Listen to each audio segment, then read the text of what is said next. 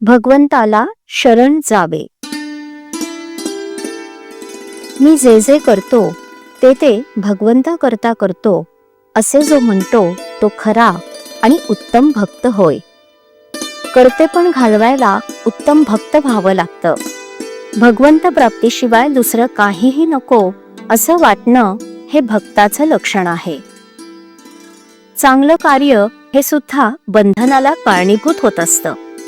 याकरिता कोणतंही कृत्य भगवंताला स्मरून करावं. भगवंताच्या स्मरणामध्ये स्नानाची आठवण झाली नाही तर त्याला पापी कसं म्हणावं. जो काळ भगवत स्मरणात जातो तोच काळ सुखात जातो. विषयासाठी आपण स्वतःला विसरतो, मग भगवंताला आठवण्यात का नाही स्वतःला विसरू. मला सगुणात प्रेम येत नाही असं जोपर्यंत वाटतं तोपर्यंत सगुण भक्ती करावी. गुरुच्या इच्छेप्रमाणे आपण वागलो म्हणजे माझी इच्छा नाहीशीच नाही का झाली. यामध्ये अभिमान अनायासे मारला जातो. मीपणा टाकल्याशिवाय गुरु आज्ञा नाही पाळता येत. गुरु आज्ञा प्रमाण मानून माझी इच्छा मी दाबू लागलो तरी सुद्धा ती आपलं डोकं मधून मधून वर काढतेच. पण तिला एकदा कळलं की हा ऐकत नाही की मग ती हळूहळू नाहीशी होत जाते. देह अर्पण करण्यापर्यंत मजल आली तरी गुरु आज्ञा मोडू नये. देहातीत व्हायला गुरु आज्ञेप्रमाणे वागणं या परते दुसरं काय आहे. मी देही नाही असं म्हणत राहिला तर माणूस केव्हा तरी देहातीत होईल. आपला धर्म आणि नीती सांभाळावी आणि सत्संगतीने राहण्याचा प्रयत्न करावा.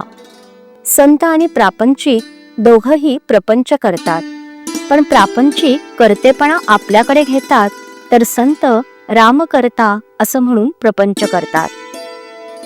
करतेपण तुम्ही आपल्याकडे घेतले तर सुखदुःख भोगावं लागेल.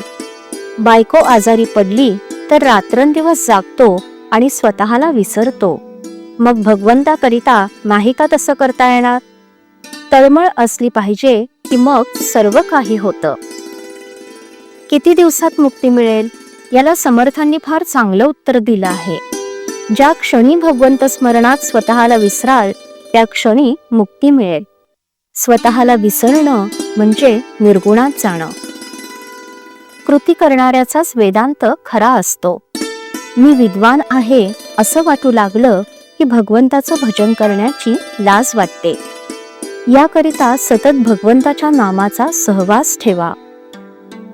सहवासाने माणसाचं सुद्धा प्रेम जर वाढतं तर भगवंताचा सहवास केल्याने त्याचं प्रेम नाही का येणार.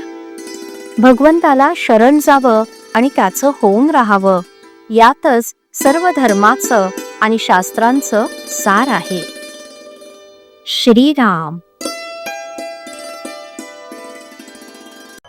श्रीराम जय राम जय जय राम. श्रीराम जय राम जय जय राम. श्रीराम जय राम जय जय राम. श्रीराम जय राम जय जय राम. श्रीराम जय राम जय जय राम. श्रीराम जय राम जय जय राम. श्रीराम जय राम जय जय राम. श्रीराम जय राम जय जय राम. श्रीराम जय राम जय जय राम.